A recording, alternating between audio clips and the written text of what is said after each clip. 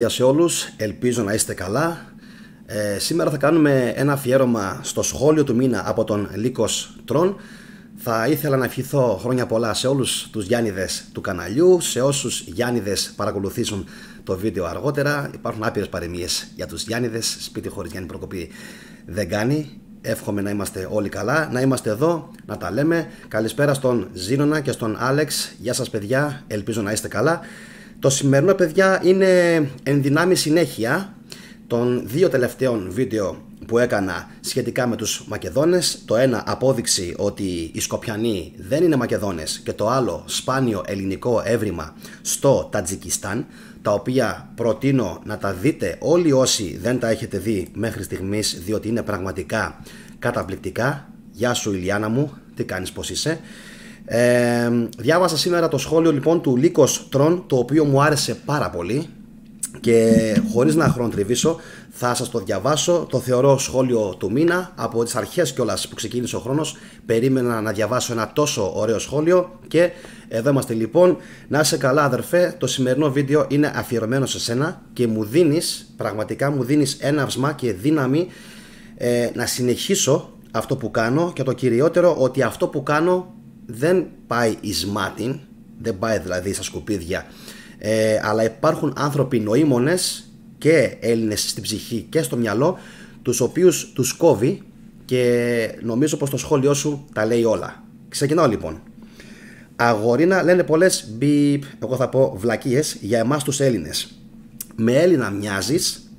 Ξεκάθαρα, αυτό το λέει επειδή στο τελευταίο βίντεο που έκανα σας είχα πει ότι κάποιοι τώρα τελευταία γράφουν διάφορα σχόλια για μένα ότι δεν μοιάζεις με Έλληνα. Και με τι μοιάζω, έλεος. Λοιπόν, απλά οι δυτικοί Κίνεδοι έχουν κάνει όλη αυτή την προπαγάνδα γιατί δεν μπορούν να παραδεχτούν ότι είναι, πάλι βρίζει. Έχει δίκιο όμως που βρίζει ο άνθρωπος, έχει απόλυτο δίκιο που βρίζει. Να δεις πόσο κακοί είναι. Τονίζουν συνέχεια τις διαφορές ανάμεσα σε Αττική και Μακεδονική διάλεκτο, όπως τη λέξη θάνατος στην Αττική που είναι δάνος ή δανός νομίζω είναι, δανός στην Μακεδονική, αλλά δεν μιλάει κανείς ότι και οι Σπαρτιάτες είχαν διαφορετική διάλεκτο από τους Αθηναίους. Αυτό οφείλεται παιδιά στο γεγονός ότι οι Σπαρτιάτες, για όσους δεν το γνωρίζετε και επειδή πολλές φορές μου το λένε, οι Σπαρτιάτες έτσι, είναι δωρείς, όπως και οι Μακεδόνες. Με την ευκαιρία να πω καλησπέρα στον Γιάννη Τσιτσέ, γεια σου Γιάννη, The Noobs Therapy, τον Βασίλη Δημητρίου και Manalik 13. Γεια σας παιδιά, εύχομαι να είστε καλά. Όπως λοιπόν σας έλεγα, δωρείς είναι και οι Σπαρτιάτες, οπότε έτσι μπορούμε να αποδείξουμε ότι υπήρχε διαφορετική εκφορά του λόγου στην Αθήνα σε σύγκριση με τη Σπάρτη. Λοιπόν, και συνεχίζουμε που είχα μείνει. Μάλιστα η λακωνική διάλεκτος ήταν πολύ πιο διαφορετική από την Αττική παρά ότι είναι η Μακεδονική. Έτσι. Δείχνει δηλαδή ότι οι Λάκωνες μιλούσαν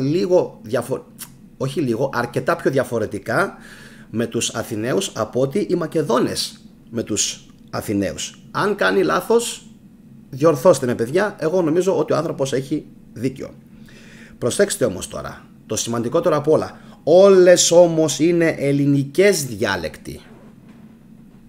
Όλες όμως είναι ελληνικές διάλεκτοι. Οι υπόλοιπες οι χώρες είναι σίγουροι ότι έχουν δικές τους τοπικές διαλέκτους και δεν έχουν επηρεαστεί από τα αρχαία ελληνικά και τις ελληνικές φύλες που είχαν ταξιδέψει σε όλα τα μήκη και τα πλάτη της γης. Θαυμαστικό. Λοιπόν, όλες όμως είναι ελληνικές διάλεκτοι, απλά επικράτησε η Αττική με ορισμένες λέξεις από δωρική μακεδονική, και αυτό είναι που λέμε η κοινή ελληνική που οι Μακεδόνες την επέβαλαν. Αυτό, από ό,τι καταλαβαίνετε όλοι, έγινε μετά την εκστρατεία του Μεγάλου Αλεξάνδρου, οπότε και επικράτησαν οι Μακεδόνες πανελλαδικά, άρα επικράτησε φυσικά και η γλώσσα τους. Γεια σου Δημήτρη μου και γεια σου Άλια και Ζιαβέλη. Καλώς τους, γεια σας παιδιά. Λοιπόν, προσέξτε όμως τώρα τι λέει πάνω σε αυτό που σας είπα εγώ για τις τοπικές διαλέκτους σε άλλες χώρες που δεν ξέρουν πραγματικά τι τους γίνεται. Έχω τύχει 3 άτομα να μιλάνε μπροστά μου και να λέω ρε φίλε, τι γλώσσα μιλάνε αυτοί, από πού είναι? τα άκουγα και έλεγα ήταν σαν Άραβο, Έλληνο, Ιταλο, Γερμανο, ό,τι να είναι. Και όταν τους είπα τελικά, παιδιά, τι γλώσσα μιλάτε, μου λένε Ναπολιτάνικα. Λοιπόν, γιατί έχει σημασία, το λέει σε λίγο. Το ότι σήμερα στην Ιταλία οι Μιλανέζοι δεν μπορούν καν να συνεννοηθούν με τους Ναπολιτάνους, όμως δεν το βλέπουν. Έτσι ακριβώς, έτσι ακριβώς, αυτό που σας έλεγα τώρα. Εγώ σας λέω, δεν καταλάβαινα τι λέγανε. Έλεγα, ρε φίλε, τους λέω, Άραβες είστε? Τι είστε, από πού είστε? Γερμανοί είστε? Όχι, μου λέει, Ναπολιτάνοι. Πάμε παρακάτω. Εκεί δεν μετράνε για αυτούς οι διάλεκτοι, λέει. Εκεί είναι η ίδια γλώσσα. Για τους Ισπανούς που άλλοι μιλάνε καταλωνικά, άλλοι φάρα εντελώς, έτσι, άλλοι φάρα εντελώς, οι Βάσκοι. Καταλωνικά, άλλοι Καστιγίκα, ναι, ισχύει, ναι, Καστίγιο, Καστιγίκα, ναι. Άλλοι Γαλλίτικα και δεν ξέρω εγώ τι άλλο. Δεν βγήκε κανείς να πει ότι δεν είναι ίδιο έθνος από τους δυτικούς. Ότι οι δυτικοί δηλαδή εκεί κάνουν εντελώς μούγκα και δεν τονίζουν δηλαδή ότι και εκεί πέρα, παιδιά, ξέρετε, είναι εντελώς διαφορετικές οι διάλεκτοι, αλλά ασχολούνται μονίμως με τους Έλληνες. Κόμπλεξ. Λοιπόν, και συνεχίζω. Παρόλο που οι ίδιοι οι Ισπανοί, λέει, χαρακτηρίζουν πολυπολιτισμική τη χώρα τους. Το ξέρουν. Εδώ κόντεψαν οι Βάσκοι να κάνουν δικό τους ξεχωριστό κράτος, έτσι, ξέρετε, Βαρκελόνη και όλα αυτά, και κόντεψε να διαμελιστεί και με το ζόριο στρατός συγκράτησε την Ισπανία σαν ενωμένη χώρα. Λοιπόν, μόνο με την Ελλάδα έχουν τέτοια προβλήματα. 7 χρόνια στην Αγγλία και 2 στην Γερμανία πιο πριν. Αυτό κατάλαβα. Ότι δηλαδή, με λίγα λόγια, έχουν τρομερό κόμπλεξ και τρομερή εμπάθεια με τους Έλληνες. Παρόλο, θα πω κάτι τώρα, παρόλο που σε αυτές τις χώρες υπάρχουν και πάρα πολλοί φιλέλληνες, έτσι, δεν θέλω να λέω μόνο τα αρνητικά. Σε αυτές τις χώρες υπάρχουν πάρα πολλοί φιλέλληνες. Μου το λέει και ο αδερφός μου συνέχεια ότι οι καλύτερες μεταφράσεις, οι καλύτερες αναλύσεις μέχρι στιγμής των αρχαίων ελληνικών κειμένων, δυστυχώς για εμάς, δυστυχώς, έχουν γίνει από ξένους, ιδίως από Γερμανούς και από Γάλλους, αλλά πιο πολύ από Γερμανούς, οι οποίοι είχαν πάθει κάποια στιγμή κοκομπλόκο με τους αρχαίους Έλληνες. Λοιπόν, και συνεχίζω.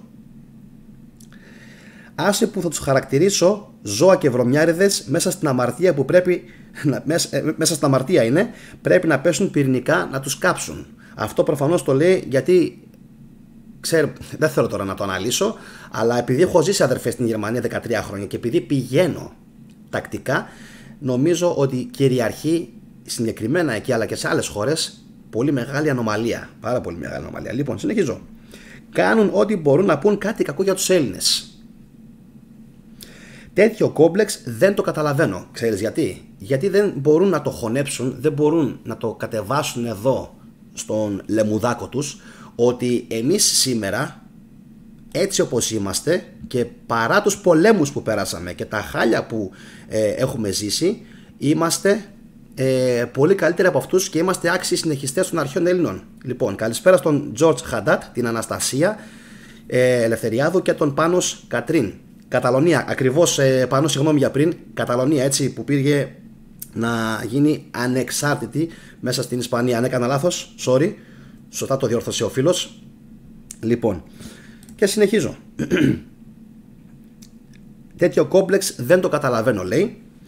Για να φανταστείς, δίνουν εύνοια στους Ιταλούς, καλά, αυτό το έχω δει άπειρες φορές, οτιδήποτε βρίσκουν, ρωμαϊκό, έτσι. Δίνουν τεράστια εύνοια στους Ιταλούς γιατί δεν θέλουν με τίποτα να τα δώσουν στους Έλληνες που τα αξίζουν. Φέρει Ιταλική κουζίνα. Τι έχει η Ιταλική κουζίνα?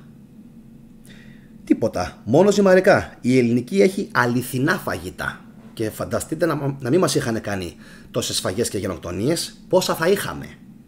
Και από συνταγές, ευτυχώς όμως οι συνταγές αντέχουν και επιμένουν, επειδή οι Έλληνες είμαστε καλοί, έτσι, με το φαγητό, αλλά παρόλα αυτά πιστεύω ότι χάθηκαν πάρα πολλά, έτσι, στο διάβα των αιώνων. Κάθε αρχαίο που υπάρχει το χαρακτηρίζουν ρωμαϊκό, επειδή έχουν κόμπλεξ να το πούνε ελληνικό.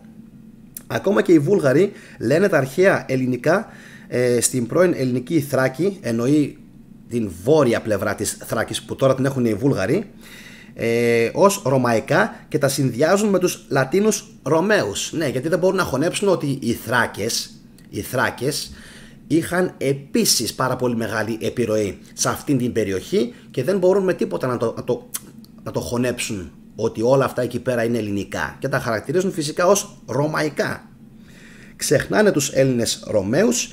Εγώ βλέπω ότι κάνουν ό,τι μπορούν να αποκρύψουν ότι είναι ελληνικό και με το ζόρι κάποια από τα ελληνικά ευρήματα τα δείχνουν γιατί δεν μπορούν να κάνουν αλλιώς. Έτσι, δηλαδή και το έβριμα που έγινε τώρα στο Τατζικιστάν, πιστεύω ότι θα έκαναν ό,τι μπορούσαν για να το χαρακτηρίσουν ρωμαϊκό, αλλά δεν μπορούν, και αυτό διότι είναι γραμμένο με ελληνικούς χαρακτήρες και οι Ρωμαίοι να κάτσουν στα αυγά τους. Λοιπόν, όπως για παράδειγμα τον μηχανισμό των αντικειθήρων που μετά από 40 χρόνια από την έβρεσή του ήρθε στη δημοσιότητα. 40 χρόνια. Και για τον μηχανισμό, παιδιά, δεν έχω κάνει μέχρι στιγμής κάποιο βίντεο και ανάλυση, όμως χωράει πάρα πολύ ανάλυση. Θα τα κάνω στο μέλλον, οπότε χτυπήστε εσείς το καμπανάκι και κάντε εγγραφή όσοι με βλέπετε πρώτη φορά, γιατί για τον μηχανισμό των αντικειθήρων έχουμε να πούμε τόσα πολλά που νομίζω ότι θα μας βγουν 2-3 βίντεο, έτσι.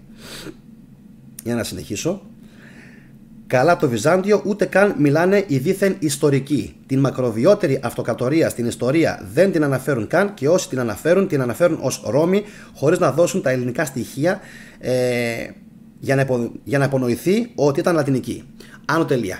Λατινική και ρωμαϊκή ήταν. Απλά οι Έλληνες κάποια στιγμή μετά το 600, έτσι αυτή είναι η γνώμη μου, μετά το 600-700 άρχισαν να επικρατούν. Το σχόλιο πάει στον Λύκος, έτσι. Αυτή είναι η γνώμη μου. Από το 313 μέχρι περίπου το 600 κάτι που Θεοδόσιος και Ιουστινιανός είχαν κάνει έσχη εις βάρος των Ελλήνων, μετά όμως το ελληνικό το στοιχείο άρχισε να επικρατεί, άρχισε να ανεβαίνει ξανά, έτσι, και να κερδίζει έδαφος σε δημόσια αξιώματα, σε θέσεις και παντού, μέχρι και στον αυτοκρατορικό θόκο. Οπότε πιστεύω ότι σε αυτό το σημείο έχει δίκαιο. Δεν θέλουν κάποιοι να δείξουν ότι το Βυζάντιο είχε πάρα πολλούς Έλληνες πετυχημένους παρά τις διώξεις που είχαν υποστεί. Γεια σου Φίτο, γεια σου αδερφέ. Καλησπέρα και στον Ιωάννη τον Κωνσταντόπουλο. Κώστας Δασκαλάκης, open minded. Καλησπέρα παιδιά σε όλους. Τι κάνετε? Και καλησπέρα και στην Αργυρή Παπαλούδη και την Αντωνία. Παιδιά, πρώτη φορά σας βλέπω στο κανάλι. Άργησα λίγο με τα ονόματά σας, συγγνώμη. Να είστε καλά, χαίρομαι καταρχάς πάρα πολύ και τιμή μου που βλέπετε την εκπομπή και γράφετε σχόλια. Ευχαριστώ πάρα πολύ και για τις ευχές που έχουν κάνει όλοι. Να είστε καλά. Όλα τα κακά, συνεχίζει ο φίλος, προέρχονται από τους δυτικούς που έκλεψαν τον πολιτισμό μας και θέλουν τώρα να σφετεριστούν και την ταυτότητά μας. Εννοείται. Είναι το γνωστό με τα βελανίδια. Θα διαβάσω σε λίγο από κάτω ακόμα ένα σχόλιο που έγραψε μία φίλη, νομίζω γυναίκα είναι, και θα καταλάβετε τι εννοούμε. Έχουμε εχθρούς παντού και γι' αυτό πρέπει να γίνουμε δυνατοί. Συμφωνώ απόλυτα. Όπως είπε και ο Θουκυδίδης, είναι πρέπον οι πολιτισμένοι να άρχουν τους βάρβαρους και όχι το αντίθετο. Οι δυτικοί είναι 100% βάρβαροι και αυτοί. Έχουμε δει παιδιά όλοι τι κάνουν στην Αφρική, τι κάνουν στην Ασία, τι έχουν κάνει στους Άραβες. Εγώ σας έχω πει επανειλημμένα ποια είναι η θέση μου. Για όσους με βλέπετε πρώτη φορά, δεν είμαι ούτε με τους Αμερικάνους, δεν είμαι ούτε με τους Ρώσους, δεν είμαι ούτε με τους Άγγλους, δεν είμαι ούτε με τους Γερμανούς. Επαναλαμβάνω, με κανέναν από αυτούς, γιατί όλοι έχουν κάνει σφοδρές γενοκτονίες. Απλά παραδέχομαι ότι στην Αμερική, στη Γαλλία και στη Γερμανία υπάρχουν πάρα πολλοί φιλελληνές. Πάρα πολλοί. Λοιπόν, και επίσης πολλοί φιλελληνές υπάρχουν και στην Τουρκία. Πρόσφατα πήγε ένας φίλος μου και μου το είπε και μου λέει θα πάθεις πλάκα. Είναι από τους πιο φιλελληνές λαούς και εδώ οι ειδήσεις τους παρουσιάζουν ως αιμοσταγείς. Αιμοσταγείς λέει είναι η πολιτική τους. Ο λαός στην Τουρκία σε ένα ποσοστό 70 μέχρι 80% μου λέει, βάσει αυτών που είδα έξω, με το που τους έλεγα Έλληνας, έκαναν λέει έτσι, Ιουνάν, τρελαίνονταν. Λέει 7 με 8 στους 10. Πώς γίνεται λέει αυτό? Θα τα αναλύσουμε στο μέλλον Θα τα αναλύσουμε, γιατί μου είπε πάρα πολλές ιστορίες ο φίλος. Οπότε, ξέρετε εσείς, εγγραφή, καμπανάκι, γιατί έχουμε να πούμε πάρα πολλά. Πάρα πολλά και για την Τουρκία. Το τι συμβαίνει τώρα θα το δούμε. Λοιπόν, οι δυτικοί είναι 100%, όπως έλεγα και πριν, βάρβαροι και αυτοί. Ο τρόπος σκέψης τους είναι λες και δεν έχουν ψυχή. Ό,τι κάνουν το κάνουν για κάποια ανταμοιβή, τίποτα επειδή το εννοούν. Γι' αυτό, αδερφέ μου, και η λέξη φιλότιμο υπάρχει μόνο στην ελληνική και δεν πρόκειται ποτέ να δημιουργηθεί σε άλλες γλώσσες. Και να σου πω την αλήθεια, τώρα που το σκέφτομαι, έτσι, πάρα πολλές αρχαίες ελληνικές λέξεις, παιδιά, γεια σου Βάλη, Αλεξιάδη, διορθώστε με αν κάνω λάθος, αλλά πάρα πολλές αρχαίες ελληνικές λέξεις τις έχουν πάρει και τις έχουν εντάξει στη δική τους τη γλώσσα. Την λέξη όμως φιλότιμο δεν την έχουν πάρει. Γιατί, ξέρετε γιατί? Γιατί δεν θέλουν να την πάρουν. Δεν θέλουν να έχουν φιλότιμο. Την λέξη μαθηματικά, την λέξη ιστορία, έτσι, τις πήρανε. Την λέξη όμως φιλότιμο δεν την πήρανε. Και ξέρετε γιατί?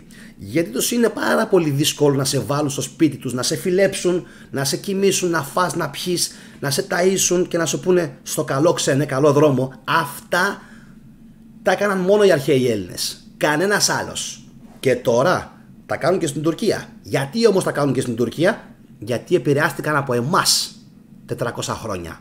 Την φιλοξενία και το φιλότιμο από εμάς δηλαδή τα έχουν διδαχτεί. Ξέρετε καμία άλλη ξένη γλώσσα που να έχει αυτές τις λέξεις? Φιλοξενία και φιλότιμο? Καμία. Επαναλαμβάνω όμως, έτσι, αυτές τις λέξεις δεν θέλουν να τις πάρουν. Δεν τους συμφέρουν. Εντάξει. Το γιατί ξέρετε πολύ καλά. Γιατί δεν είναι άνθρωποι. Λοιπόν, απλά ρομπότ και χωρίς να έχουν αξίες στην ζωή. Αυτό που λέω και εγώ τώρα μόλις. Πληρώνουν το Πανεπιστήμιο της Οξφόρδης και παίρνουν πτυχίο. Στην Ελλάδα πρέπει να φτύσεις αίμα και το πτυχίο δεν αναγνωρίζεται. Θα δεις στην Αγγλία και καλά managers που δεν μπορούν να κάνουν απλές μαθηματικές πράξεις. Είναι φανταστικό το σχόλιο. Με άλλα λόγια, θυσιάζουν τους όμορφους Έλληνες για να ζήσουν τα βδελίγματα αυτοί. Θα φανώ ρατσιστής, αλλά δεν μπορώ να έρχομαι στην Ελλάδα και να βλέπω. Τώρα εδώ με συγκινείς, αδερφέ, με αυτό που λες, να ξέρεις.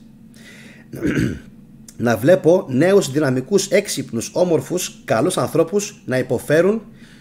Φανταστικό σχόλιο. Και κάτι χοντρούς, άσχημους, κακούς, δειλούς στην Αγγλία από τις πιο ηλίθιες χώρες στον κόσμο να ευνοούνται. Και να ξέρεις, δεν είναι μόνο εκεί. Και στη Ρωσία είναι έτσι. Και στη Ρωσία είναι αγαθιάριδες και καθυστερημένοι και βλέπεις που έχουν φτάσει. Λοιπόν, δεν ήμουν ρατσιστής όταν ζούσα στην Ελλάδα, όταν έφυγα στην Ευρώπη έγινα και μπράβο μου.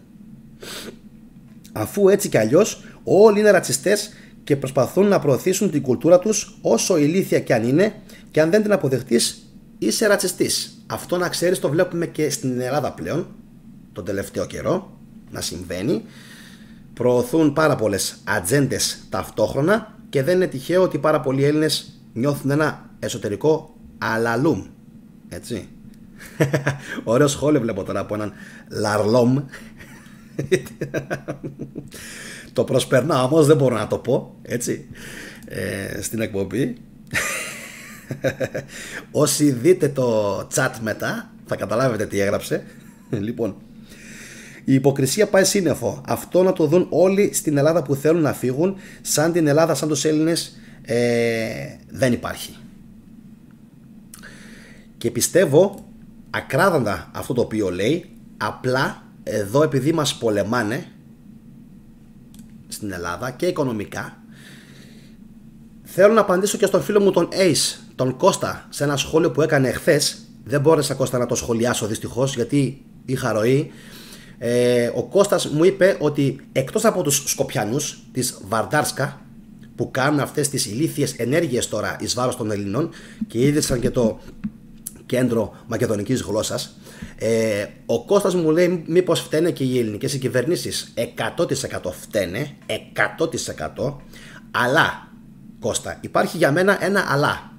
Ξέρεις τι κάνουν, έτσι? Παίρνουν τηλέφωνο τον Κούλι και του λένε άκου να δεις, ή τον Αλέξη, αν δεν προχωρήσεις στη συμφωνία, πες το ένα το άλλο, έχουμε να στείλουμε οικονομικούς hitman στην Ελλάδα, θα γίνει αυτό και αυτό.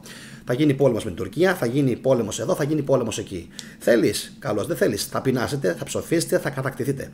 Οι αποφάσεις που παίρνουν οι Έλληνες οι πολιτικοί γίνονται επειδή πιέζονται από τους ξένους. Μπορεί να μην λένε οι δικοί μας, όχι, θα πεθάνω για τη χώρα μου, το δέχομαι, οκ.